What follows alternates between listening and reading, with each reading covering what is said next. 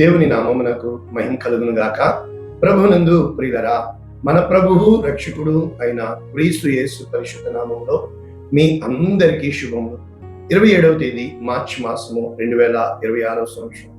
ఈరోజు దేవుడు మనల్ని ప్రేమించి మనకి ఇస్తున్న అద్భుతమైన వాక్య సందేశం. తండ్రి నీ చేతికి నా ఆత్మను అప్పగించుకుంటున్నాను. తండ్రి నీ చేతికి నా ఆత్మను అప్పగించుకుంటున్నాను. సిలువలో పలికిన 7వ మాట అంటాం కదా, లూకాసు వార్త 23వ అధ్యాయం 46వ వచనం. ఈరోజు ఈ వాక్య ధ్యానము మనం నేర్చుకోబోతున్నాం. మరి 7 మాటల కోసం మనం సిద్ధపడుతూ ఉంటాం కదా. గుడ్ ఫ్రైడే అంటారు, మంచి శుక్రవారము. ఎందుకు వచ్చింది?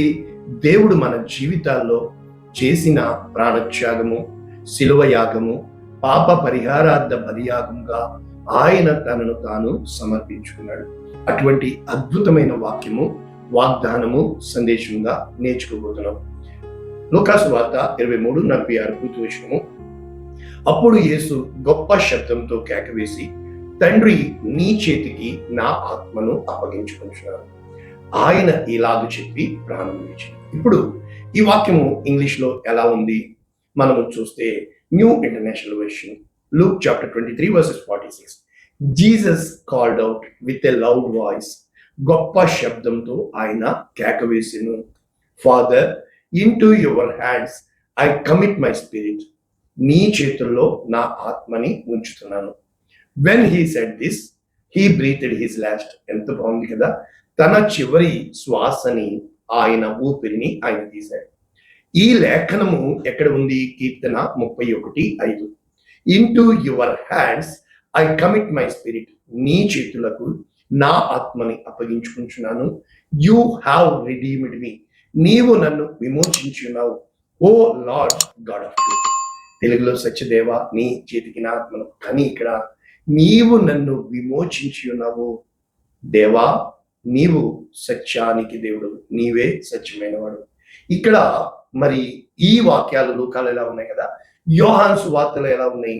19వ అధ్యాయం 30వ వచనంలో, when Jesus received the soul, ఆ చేదును పుచ్చుకుని యేసుక్రీస్తు ప్రభుల వారు, ఇట్ ఈస్ ఫినిష్డ్, సమాప్తమైనది అని చెప్పి, గుడ్ బై అని చెప్పి ఏమంటున్నాడు? And bowing his head he yielded up his spirit. తన ప్రాణము విడిచింది, కానీ ఇంగ్లీష్ లో తన ఆత్మను అప్పగించింది. ఆత్మ విడుదలైంది. ఇలాగా మనం నేర్చుకోబోతున్నాం. మరి మత్తయి సువార్తలో ఏం రాశారు? He yielded up his spirit, cried again in love.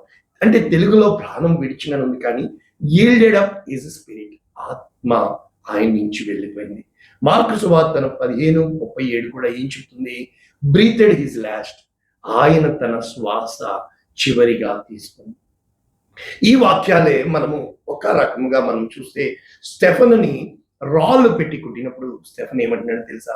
అపోస్తల కార్యములు 7:59. ఏం చేతులైతే, Lord Jesus receive my spirit, నా ఆత్మను స్వీకరించు. అంటే ఇప్పుడు ఆత్మని ఎలాగ స్వీకరిస్తాడో మనం నేర్చుకోబోతున్నాం. ఆత్మ విడుదల చేయబడడానికి, నశించిన దానిని వెతికి రక్షించటకు, తండ్రి ఏది కోల్పోయాడో ఆ కోల్పోయిన దాన్ని తిరిగి తండ్రికి అప్పగించుటకు కుమారుడు తండ్రి మిషన్ మీద వచ్చాడు. ఆ కమిషన్ ని ఫుల్ఫిల్ చేయడానికి తండ్రి వచ్చాడు. ఏమిటి ఆ కమిషన్? మీరు సర్వలోకమునకు వెళ్ళి సర్వ సృష్టికి ఈ సువార్తను ప్రకటించండి. నమ్మి విశ్వసించిన వాడు రక్షింపబడు. కనుక ఈ సువార్త ఈరోజు నేను గ్రహించి మీకు నేను అనుభవపూర్వకంగా రుచి చూచి చెప్పుతుంది ఏంటంటే, పౌలు గారు ఎలా రాస్తారు? కొరింథీయులకు రాసిన మొదటి పత్రిక 9వ అధ్యాయం 24వ వచనం. పందెపు రంగమందు ఒక పరుగు పందెంలో పరుగెత్తు వారందరూ పరిగెత్తారు, కానీ బహుమానము ఒక్కనికే వస్తుంది కదా. అలాగే మనము బహుమానము పొందినట్లుగా పొందాలి. బహుమానము అంటే అన్ని విషయములలో కూడా మితముగా, అంటే అభ్యాసము కలిగిన వారంగా. కనుక ఈ పరుగు పందెములో పరిగెత్తేవారు క్షయమగు కిరీటము పొందుటకు, అయితే అక్షయమగు కిరీటం పొందుటకు మనము మితముగా ఉండాలి. అని చెబుతూ, గురి చూడని వాని వలె నేను పరిగెత్తు వాడను కాను కానీ, గాలిని కొట్టినట్లు నేను పోట్లాడటలేదు కానీ, ఒకవేళ ఇతరులకు ప్రకటించిన తరువాత నేను భ్రష్టుడు, నా శరీరము నలగగొట్టుకుని దానిని లోపరుచుకున్నాను. అంటే ఎప్పుడైతే శరీరము నలగగొట్టబడుతుందో ఆత్మ విడుదల పొందుతుంది.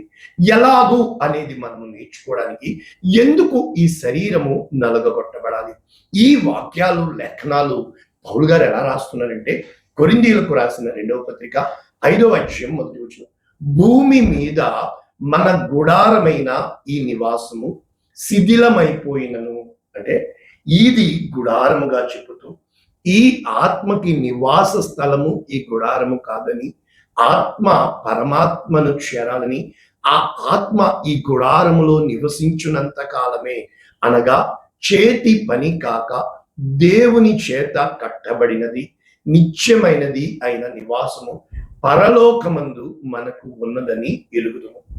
కాబట్టి మనము దిగంబరులము కాక వస్త్రము ధరించుకునిన వారముగా కనబడుదుము. కాబట్టి చూసారు, పరలోకము నుండి వచ్చు మన నివాసము దీనిపైన అంటే మహిమ శరీరముగా, అంటే ఈ గుడారములో ఉన్న భారము మోసుకొని మూలుగుచున్న మనము, అంటే ఈ మత్స్యమైనది జీవము చేత మింగివేయబడినట్లు ఆ నివాసము దీనిపైన ధరించు. ఎలాగా అంటే ఈ మహిమ శరీరము ఎప్పుడైతే మన్నైనది మన్నైపోవును అన్న మాట దేవుని నోటి నుంచి వచ్చిందో, కానీ ఇది మహిమ ఇంకా ఎదురు చూస్తుంది. ఈ మట్టిని మహిమగా మార్చగలవాడు, మహిమ వెళ్ళిపోతేనే మట్టిగా మిగులుతుంది.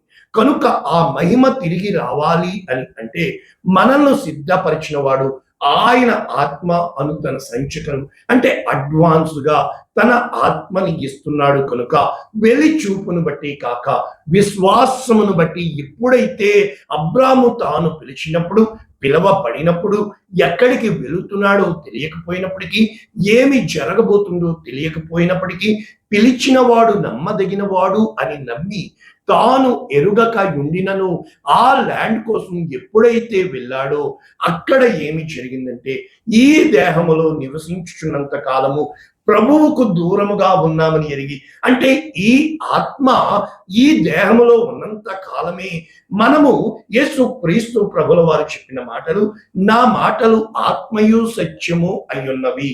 కాబట్టి ఆ దేవుడు ఆత్మయు సత్యము అయి ఉన్నాడు కనుక ఆయనని ఆరాధించువారు ఆత్మతోనూ సత్యముతోను, అంటే శరీరముతో కాక, అంటే శరీరానికి కంట్రోల్ మనసు అయితే, ఆత్మకి కంట్రోల్ హృదయము అయితే, కోరిక మనసు అయితే, హృదయము వాంఛ అయితే, శరీరము శిథిలమైపోవచ్చు. కానీ మీకు తెలుసా, ఆత్మకి మరణము లేదు.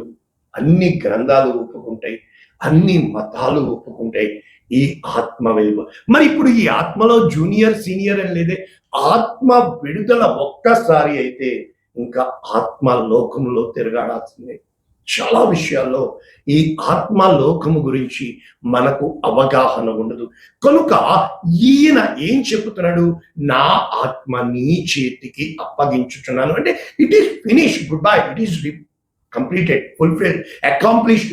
అంటే అర్థము, ఏ ఆత్మ దేవుడు మానవుని నాసికా రంధ్రములలో జీవ ఆత్మను ఉంచగా జీవించే ఆత్మ అయ్యిందో, ఆ జీవాన్ని మనిషి పోగొట్టుకుని మరణాన్ని తెచ్చుకున్నాడు. కనుక మరణము అంటే ఈ దేహము శిథిలమైపోవడము, ఈ దేహములోంచి దేవుడు పెట్టిన ఆత్మ దీపమై ఉన్నది కనుక హృదయ అంతరంగాలను పరిశీలిస్తుంది కనుక ఆ ఆత్మ వెళ్ళిపోవడము అంటే ఈ దేహాన్ని విడిచిపెట్టడము. కనుక ఎప్పుడైతే ఈ దేహాన్ని విడిచిపెడుతుందో ఆత్మ, ఇప్పుడు చాలా మంది కోమాలోకి వెళ్తారు. కోమాలోకి వెళ్ళడం అంటే ఏంటి, హార్ట్ బీట్ ఉంటుంది, ఊపిరి అఫ్ కోర్స్ అవి వెంటిలేటర్ మీద పెడతారు. అయితే మనం చెప్పొచ్చు అతని ప్రాణం ఉంది కానీ దేహం చచ్చిపోయిపోయింది. ఎంతమంది ఈ స్థితిలో చనిపోతున్నారు, ఆత్మ విడుదల కాలేదు, ఆత్మ వెళ్ళలేదు, ఇంకా ప్రాణం పోలా, కానీ జీవోత్సవంలాగా. అది దేవుడు. అటు దేవుడు తీసుకోలేక ఇటు నీకు ఇంకా తెలుసుకుంటావేమో అని చెప్పి నీకు అవకాశం ఇవ్వబడడం. ఎప్పుడైతే ఆత్మ సంగతులను పరిశీలిస్తుంది, మనసు ఈ లౌకిక ఆత్మను వెంబడిస్తుంది. ఎప్పుడైతే ప్రభువునకు దూరముగా ఉన్నామని ఎరిగి ఎప్పుడూ కూడా ఎలా ఉండాలంటే దేహమును విడిచిపెట్టి ప్రభువును యొద్దకు వెళ్ళిపోతాము కనుక ప్రభువుకి ఈ దేహములో ఉన్నప్పుడే దేవునికి ఇష్టమైన వారిగా ఆత్మ ఫలములు ఫలించువారముగా ఆయన తన జీవితంలో ఆత్మ ఫలము కోసము తన శరీరానికి వారు తూట్లు పొడిచారు. కానీ ఆత్మ వికసించినట్లుగా మనం చూస్తున్నాం. ఆ వేరులు లోతుగా లోపల వెళ్ళినట్లుగా చూస్తున్నాం. అంటే ఎప్పుడైతే ఆత్మని తండ్రికి అప్పగించాడో ఆయన ద్వారా మన ఆత్మ తండ్రి యొద్ద భద్రముగా ఉండుటకు, అంటే ఆదాము ఏ ఆత్మ పరదేశులో బంధించబడి ఉన్నదో సిలువ వేయబడిన దొంగతో సైతము చెబుతూ నేడు నీవు నాతో కూడా పరదేశులో, అంటే మొట్టమొదట పారడైజ్ నుంచి ఈ ఆత్మలని తండ్రి యొద్దకు తీసుకుని వెళ్ళ బద్ధుడై ఉన్నాడు కనుక ఆదాము మొదలుకొని బాప్తిస్మమిచ్చి యోహాను వరకు పరదేశులో బంధించబడిన వారు, అబ్రహాము సైతము పరదేశులో ఉన్నాడు అని, అక్కడ లాజరు కదా అబ్రహాము రొమ్మున ఆనుకునడానికి వెళ్ళాడని, వారిద్దరి మధ్య గొప్ప అగాధము ఉందని యేసుక్రీస్తు ప్రభుల వారు చెప్పినట్లు మనం చూస్తున్నాం. కనుక పరలోకమునకు ఎక్కగలిగిన వాడెవడు? ఆయన అక్కడి నుండి వచ్చిన వాడై మరి హానోకు, మోషే, ఏలియాలని దేవుడు ఈ శరీరంలో ఉన్నప్పుడే తన మహిమకు పిలుచుకోవడానికి గల కారణం ఏంటంటే మనమందరము నిద్రించువారము కాక, అంటే నిద్రని మరణానికి చూపిస్తూ క్షణకాలములో మన మధ్యమైన శరీరము అమరత్వమును కనుక ఎప్పుడైతే ఈ శరీరము మరణము పొందిందో ఆయన మహిమలోకి చేర్చబడినప్పుడు ఆయన పరదేశంలోనికి వెళ్ళి ఆ చెరనుగా పట్టుకుని మరి 3వ దినమున మరణము ఆయన ఆత్మను బంధించి ఉంచలేదు కనుక ఆయన చెప్పిన విధముగా యోహాను సువార్త 10లో నేను నా చిత్త ప్రకారము ఈ ఆత్మను నేను తండ్రికి ఇచ్చుచున్నాను. కనుక ఆత్మ అనేటప్పటికీ స్పిరిచువల్, ఇంకా చెప్పాలంటే గోస్ట్ అంటే దెయ్యము అని చెప్పి కూడా ఆత్మకి పాదాలు అవి ఉండవు కనుక అని ఈ విధముగా ఎముకలు మాంసము మరి ఏ విధముగా సిలువ వేయబడిన ఈ శరీరమే నా గాయములలో వేలు పెట్టి చూడు అని యేసు క్రీస్తు ప్రభుల వారు తోమాకు చెప్పినప్పుడు నా ప్రభువా నా దేవా అని చెప్పినప్పుడు మన జీవితాల్లో చాలా విషయాలు వెలి చూపుతూ చూస్తున్న మనము ఎప్పుడైతే మనోనేత్రములు వెలిగించబడినందువలన ఇన్సైట్ అంటారు, అంటే ద రెవల్యూషన్ నాలెడ్జ్, ఎప్పుడైతే నీకు దేవుని యొక్క పైనుండి వచ్చే జ్ఞానము నువ్వు పొందుకోగలుగుతావో దేవునికి ఇష్టముగా ఉండడానికి నిన్ను నీవు సమర్పించుకోవడానికి ప్రయత్నం చేయవాడిగా ఉంటావు. కనుక మన జీవితాల్లో చాలా విషయాల్లో ఎంతో మంది సంవత్సరం ఈ మాట చెబుతూ ఉంటారు కదా, కానీ నేను అనుభవపూర్వకంగా నా జీవితంలో రుచి చూచి నేను మీకు చెప్పే వాక్యం ఏంటంటే నా అనుభవం నుంచి ఆత్మయే జీవింపచేయును, శరీరము కేవలము నిష్ప్రయోజనం. ఒకే ఒక్క మాటలో ఈ ఆత్మ ఎదుగుదల అనే దానికంటే ఈ ఆత్మ విమోచింపబడాలా.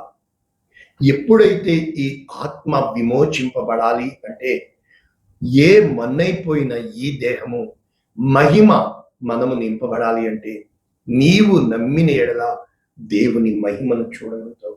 నమ్ముట నీ వలననైతే నమ్మువానికి సమస్తము సాధ్యం.